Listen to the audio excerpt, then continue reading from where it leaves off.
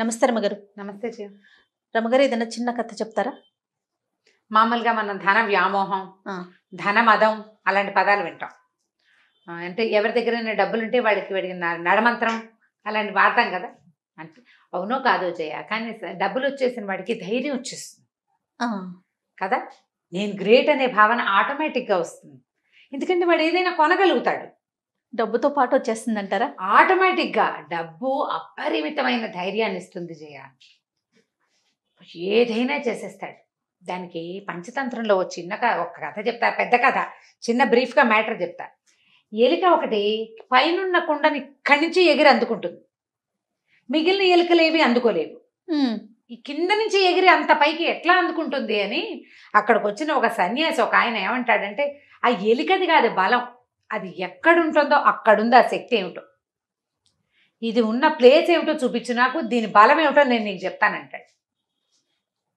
వెతికితే ఆ ఎలుక నిద్రించే కింద 2 పెద్ద పెద్ద బంగారపు కుండలు ఉన్నాయి. ఎలుక్కి బంగారం విలువేం తెలీదు.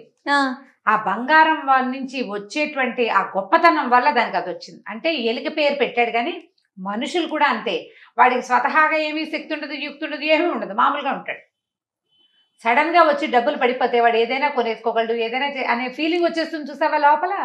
దాని అర్థమవుతుంది కదా, డబ్బు వల్ల మనం ఏం చేయగలం అనేది తెలిసిందా, ఇంకా వాడిని పట్టలేం, వాడిని పట్టలేం. దాన్ని ధనమదం అంటూ ఉంటారు.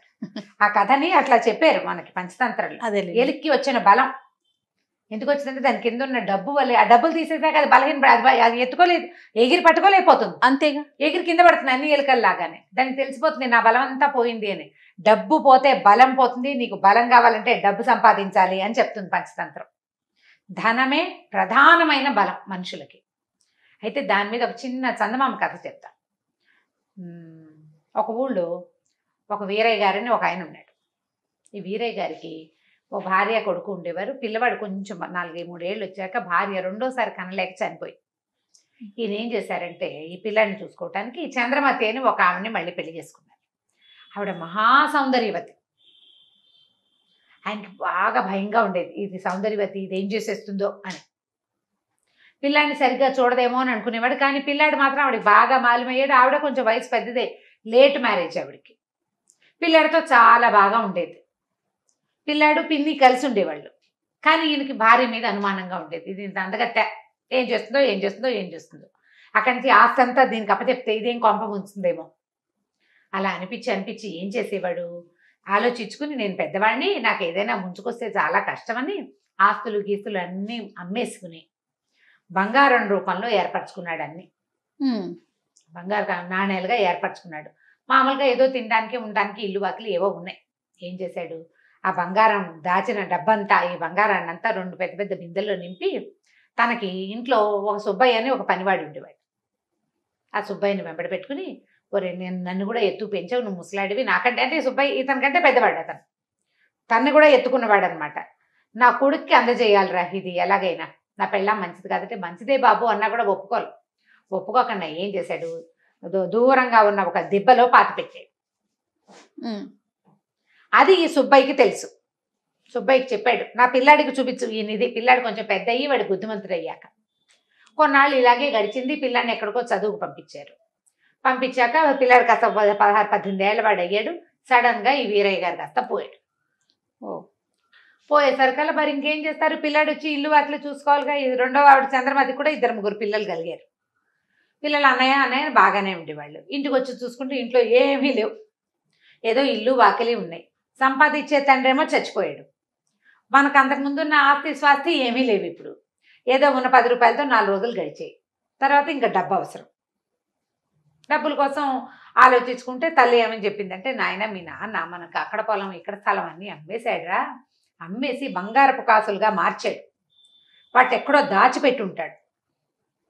ఇల్లంతా వెతికారు తల్లి కొడుకు కలిసి, అన్ని పక్కల ఎక్కడైనా తవ్వి పూడ్చిన ఇవి ఉన్నాయేమో అని. వీళ్ళకి ఎక్కడా దొరకల. ఒకవేళ ఇంకా ఎక్కడైనా మన పాత పొలాల్లో ఎక్కడైనా పొలంలో కానీ పూడ్చాడేమో. సుబ్బయ్యని అడిగితే తెలుస్తుందని అక్కడి నుంచి వీడు ఏం చేశాడు, ఈ కుర్రాడు, వాడి పేరు చంద్రం. ఆ చంద్రము ఈ సుబ్బయ్యని బాబాయ్ మా నాన్నను కూడా ఎత్తు పెంచావు నువ్వు, ఉమ్. మా సంగతి నీకు తెలియంది కాదు. మా నాన్న ఏం చేశాడో తెలీదు. గరువు మీద పొలం అమ్మేశాడు, పక్క ఊళ్ళో ఉన్న ఇళ్ల స్థలాలు అమ్మేశాడు, గొడ్లు అమ్మేశాడు, బళ్ళు అమ్మేశాడు. అమ్మేసిందంతా ఏం చేశాడు అని అడిగితే బంగారు కాసులు చేశాడు రా మీ నాన్న అన్నాడు. ఎక్కడ పెట్టాడు బాబాయ్ అన్నాడు. ఫలానా ఓ చోట పొలంలో పెట్టాడు రా. నీకు తెలుసా బాబాయ్ అన్నాడు. తెలుసురా అన్నాడు. అయితే నాకు చూపిస్తావు బాబాయ్, చూడు ఎంత కష్టపడుతున్నామో అని బతిమలాడాడు. అలాగే నీకు చూపించమని మీ నాన్న చెప్పాడు అన్నాడు. సుబ్బయ్య చంద్రము ఇద్దరు బయలుదేరారు. ఉమ్. ఇద్దరు బయలుదేరాక కొంత దూరం బాగా పొలాల్లోకి వెళ్ళారు. నిర్మానుష్యంగా అయిపోయింది. సడన్ గా ఈ సుబ్బయ్య అక్కడ దాకా వెళ్ళాక ఒక రకంగా లాగుతున్నట్టుగా, ఎవరో పిలుస్తున్నట్టుగా ఈ కుర్రాన్ని వదిలేసి గబగబా నడుచుకుంటూ వెళ్ళిపోయి ఓ చోట నిలబడి, ఏంటి నీకు అంత ఆశ? డబ్బులు కావాలా నీ బతుక్కి? నీ మొహం చూసుకున్నావా ఎప్పుడైనా అద్దంలో అని కుర్రాన్ని తిట్టడం మొదలుపెట్టాడు. వీడు నిర్ఘాంతపడి, ఇదేమిటి ఇప్పటిదాకా బాగానే ఉన్నాడు బాబాయ్, ఉండి ఉండి బాబాయ్కి ఏమొచ్చిందో వీడికి అర్థం కాలేదు. ఆ.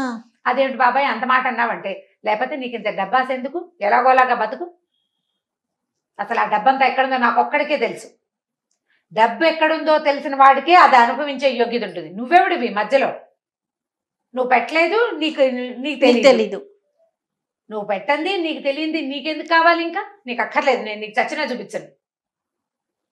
ఆ డబ్బులు నావి, అవి ఎక్కడున్నాయో నాకే తెలుసు అన్నాడు. అనేసరికి కూరాడికి ఏడుపు వచ్చేసింది. ఏం చేయాలో తెలియలే.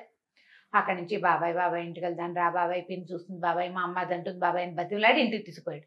తీరా ఈ స్థలాలు దాటి ముందుకెళ్ళంగానే బాబాయ్ మామూలుగా అయిపోయాడు. ఏంట్రా బాబు మొహం అలా ఉంది, చేతిలో మొహం కడుక్కొని మొహం కూడా కరిగిచ్చాడు పిల్లడికి. జామకాయలు కోసిపెట్టాడు, తిందామా అన్నాడు. బాగానే ఉన్నాడు. ఇంటికి వెళ్ళాక మామూలుగానే పనిచేస్తున్నాడు, మామూలుగానే ఉన్నాడు. మళ్ళీ ఇంకో రోజు తీసుకెళ్ళాడు. ఆ రెండో రోజు అలాగే తిరగబడి తిట్టిపోసాడు వీడిని, కొట్టబోయాడు కూడాను. అర్థం కాల. అమ్మకి చెప్పాడు, ఎక్కడుందో తెలుసు, ఇంట్లో ఉన్నంతసేపు చూపిస్తానంటాడు, ఎక్కడికో తీసుకెళ్తాడు, తీసుకెళ్ళాక చూపించడు, పైగా తిట్టిపోస్తున్నాడు. ఆయన సరకలు ఇవ్వండి నాయన, ఏదో విశేషం ఉందిరా ఇందులో, మనకు అర్థం కావటం లేదు. మీ నాన్నకి ఫ్రెండ్ ఒక ఆయన, తెలుగు పండితుడు ఒక ఆయన ఉన్నాడు ఆ ఊళ్ళో. నాన్నకి ఫ్రెండ్ కదా, రామశర్మ ఏదో ఆయన పేరు, బ్రాహ్మణ అయినా ఆయన దగ్గరికి వెళ్ళు, ఏమైనా ఐడియా చెప్తాడేమో అంటే వీడు పోయి ఆ రామశర్మ గారి దగ్గరికి వెళ్ళాడు. చంద్రం, ఇలాగా పంతులు గారు మా నాన్న ఎక్కడో పెట్టాడండి, సుబ్బయ్య బాబాయ్కి తెలుసు, నన్ను అక్కడ దాకా తీసుకెళ్లేసరికి తిరగబడిపోతున్నాడు. ప్రతిసారి ఎక్కడికి తీసుకెళ్తున్నా అంటే ప్రతిసారి ఒకే వైపుకి తీసుకెళ్తున్నాడు. 3 సార్లు వెళ్ళారు అప్పటికి, 3 సార్లు ఇదే జరిగింది. ఆయన సర్కల్ ఆయన నవ్వాడు. ఓ పంచే, ఈసారి తీసుకెళ్ళి మళ్ళీ, అయితే ఎక్కడ నిలబడి నిన్ను తిడుతున్నాడో అక్కడ ఒక గుర్తు పెట్టుకురా, అతను నిలబడ్డ చోటే పెట్టాలి నువ్వు దాన్ని. ఇంటికి వచ్చేసాక అప్పుడు మళ్ళీ వెళ్దుగా నువ్వు అన్నాడు. అనేసరికి సరే అన్నాడు. మళ్ళీ బాబాయ్ డబ్బులు ఎక్కడన్నాయో చూసి తెచ్చుకుందాన్ని రావా అని తీసుకెళ్ళేసరికి వాడు అది చర్చి తిరిగిపోసాడు ఆ బాబాయ్ వీడిని. మళ్ళీ అక్కడ వీడేం చేశాడు, వెళ్ళేటప్పుడే ఒక చిన్న కర్ర పుల్ల తీసుకెళ్ళాడు ఇంటి దగ్గర నుంచి. తమ పేరు చెక్కి ఉన్న పుల్ల ఒకటి పట్టుకెళ్ళాడు, ఒక దీని లాంటి వాసాల లాంటిది. ఆ వాసాన్ని అక్కడ పాతి పెట్టేసి బాబాయిని తెచ్చేసాడు ఇంటికి. తెచ్చాక ఆ రామశర్మ గారిని వెంట పెట్టుకుని తీసుకెళ్తే ఎక్కడైతే సుబ్బయ్య నుంచున్నాడో అక్కడ తవ్వితే 2 బిందెలు బంగారపు బిళ్ళలు దొరికినాయి. అందులో వీళ్ళ నాన్న రాసిన ఉత్తరం కూడా ఉంది, ఈ సొమ్ము నా కొడుకు కుమారుడైన చంద్రానికి చెందాలి అని. ఇదేంటండి పంతులు గారు విశేష విచిత్రం, ఆ బాబాయ్ చాలా మంచివాడు, ఇంటి దగ్గర మా ఇంట్లో పనిచేస్తున్నాడు కూడా, ఇంటి దగ్గర ఉన్నప్పుడు వెళ్దాం నాయన అంటాడు, ఇక్కడికి రాగానే లేకపోతాడు అంటే అదేరా నాయన ధనమదము. అక్కడికి వచ్చేసరికి అలా ధనం అట్లా ఆశ పుట్టిచ్చేస్తుంది, అట్లా పాడు చేస్తుంది. వాడు ఎంత మంచివాడు, ఇది దాటేసరికి మళ్ళీ మారిపోతాడు. ఆ కాస్త తప్పేసరికి మారిపోతున్నాడు. లక్షణంగా ఇంటికి పట్టుకెళ్ళి వాడుకో, మీ నాన్న నీకోసమే దాచిపెట్టాడు, ఉత్తరం కూడా రాశాడంటే ఆ 2 బిందెలు మోసుకుని ఆ సుబ్బయ్య కూడా ఓ 10 రూపాయలు ఇచ్చి అందులో ఇచ్చి మళ్ళీ ఇల్లు వాకిళ్ళు సంపాదించుకుని పిల్లాడు వ్యాపారం చేసుకుని సుఖంగా ఉన్నాడు. అదే ధనబలం. ధనబలం అదే, డబ్బులుంటే దన్ను అంతే. డబ్బును అందుకే ఏదే చెప్తారు, యస్యాస్తి విత్తం నరహ కులీనహ అని చెప్తారు. ఎవరి దగ్గర డబ్బు ఉందో వాడే గొప్పవాడు, వాడే గ్రేట్, వాడు ఆటోమేటిక్గా గ్రేట్ అయిపోతాడు. గ్రేట్నెస్ ఉన్నా లేకపోయినా తనకి తను ఉన్నట్టు ఫీల్ అవుతాడు. అది ఉంటే చాలు, డబ్బు అంత పనిచేస్తుంది. కాబట్టి సంపాదించాలి, అది ఖచ్చితంగా సంపాదించాలి, అలానే నిల్వ చేసుకోవాలి, సేవ్ చేయాలి. అదే రైట్ రమ్య గారు, నమస్తే అండి. నమస్తే జయ. సుమన్ టీవీలో మీ పర్సనల్ అండ్ బిజినెస్ ప్రమోషన్స్ కోసం కింది నెంబర్కి కాంటాక్ట్ చేయండి.